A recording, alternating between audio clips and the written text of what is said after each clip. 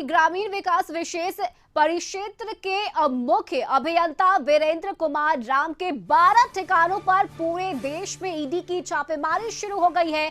करोड़ों रुपए के चल और अचल संपत्ति के मामले में ईडी ने कार्रवाई शुरू की है। जमशेदपुर में 3 ठिकानों पर ईडी की छापेमारी चल रही है। वहीं मानगो के 2 आवास और सर्किट हाउस के सरकारी आवास सहित कार्यालय पर ईडी की छापेमारी सुबह से शुरू हो गई है। जमशेदपुर के सरकारी आवास पर 8 सदस्यीय टीम पहुंचकर जमीन के कागजात, बैंक के खाते और जेवरात को अपने कब्जे में लेकर जांच शुरू कर दी गई है। फिलहाल ईडी जमशेदपुर, रांची, दिल्ली, मुंबई, झारखंड और बिहार सहित कई ठिकानों पर एक साथ छापेमारी कर रही है। आपको बता दें कि 2016 में लगभग 2 करोड़ रुपए वीरेंद्र राम के मानगो स्थित आवास से बरामद हुआ था और ऐसे में आज सुबह से ही कई ठिकानों पर जो छापेमारी है वो चल रही है।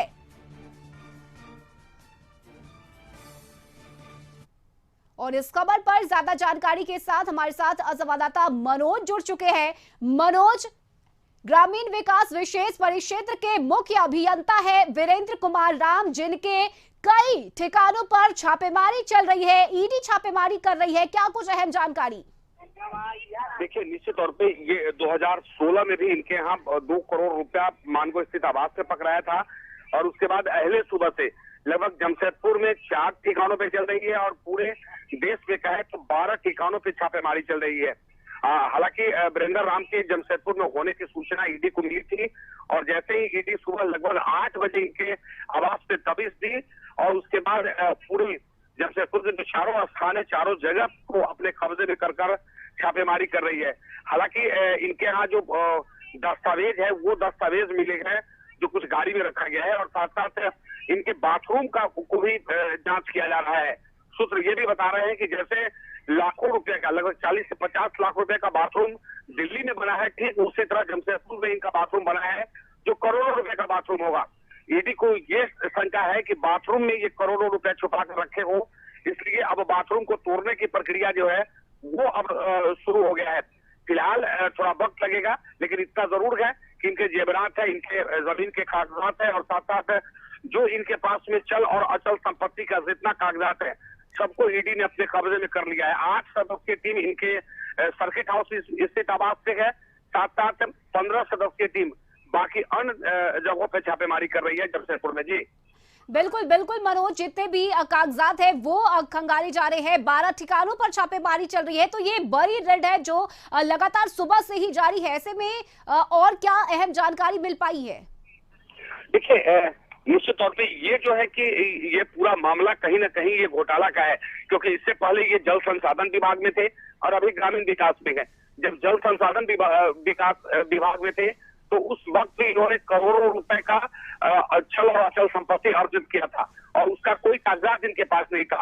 उस वक्त जब छापेमारी हुई थी तो इनके यहाँ से कैश 2 करोड़ मानगो स्थित आवास से मिला था, लेकिन अब जो है ये जमशेदपुर में, हालांकि सूत्र ये भी बता रहे हैं कि आसपास के इलाकों में जो सरायकेला का जो इलाका है यहाँ पर इन्होंने जमीन खरीद रखा है, NH पे जो है हाईवे पे जमीन खरीद रखा है। तो एक बड़ा खुलासा हो सकता है।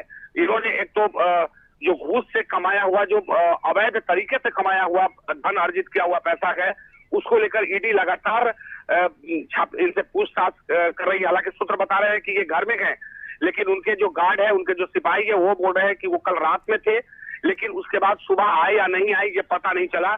लेकिन मेरा सूत्र बता रहा है कि ये ईडी जो है इन तक पहुंच गई है और इनके आवास में इनसे ही पूछताछ कर रही है।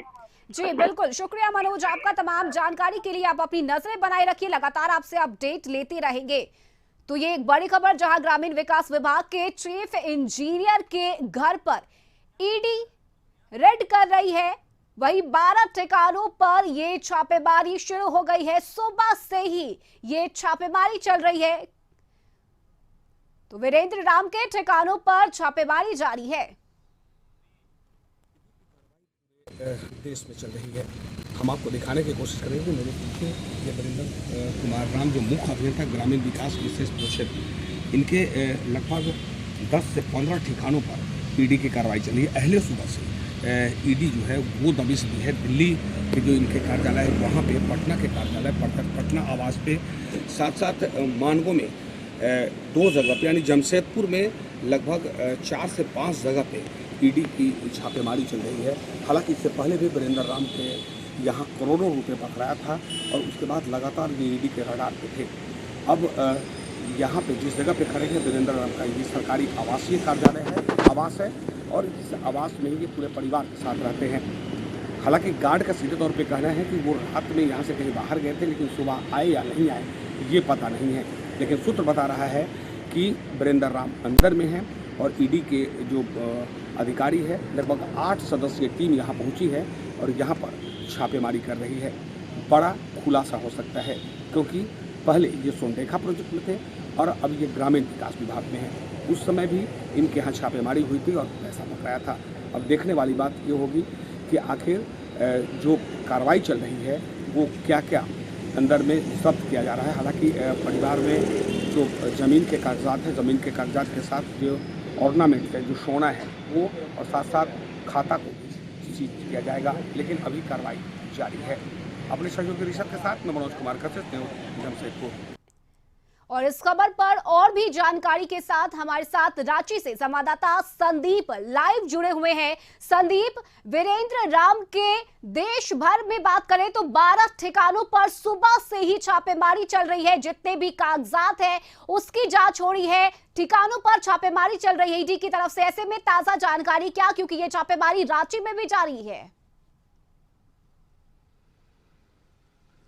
ये ईडी की जो छापेमारी है, मुख्य अभियंता हैं उनके यहाँ चल रही है और सुबह 8 बजे के करीब ही जो ईडी के अधिकारी थे, देश के कई ठिकानों, लगभग 12 ऐसे जगह हैं, झारखंड, बिहार और झारखंड की यदि बात करें तो रांची समेत जमशेदपुर में भी उनके 3 ठिकानों पर छापेमारी चल रही है। और सुबह 8 बजे से ईडी के जो अधिकारी हैं वे उनके विभिन्न जो ठिकाने हैं वहाँ पे पहुंचे हैं। हालांकि यदि अभियंता की बात की जाए तो 2019 में भी इनके यहाँ रेड पड़ी थी और उस में लगभग 2 करोड़ 45 लाख रुपए उनके घर से बरामद हुए थे और कहीं ना कहीं उसके बाद से ही ईडी के रडार पे वे थे। और जिसके बाद आज एक बार कह सकते हैं लगभग 12 से 13 जगहों पर छापेमारी की प्रक्रिया शुरू हुई है। अशोकनगर, रांची के अशोकनगर की यदि बात करें तो अशोकनगर में भी उनका जो आवास है वहां पे इस वक्त ईडी के जो अधिकारी हैं वे मौजूद हैं। कहीं ना कहीं उन कागजों को तलाशने की कोशिश कर रहे हैं। जो इन्वेस्टमेंट या फिर जो पैसे का लेन देन है उनसे संबंधित जो भी दस्तावेज है उनको इकट्ठा करने की जरूर कोशिश कर रहे हैं।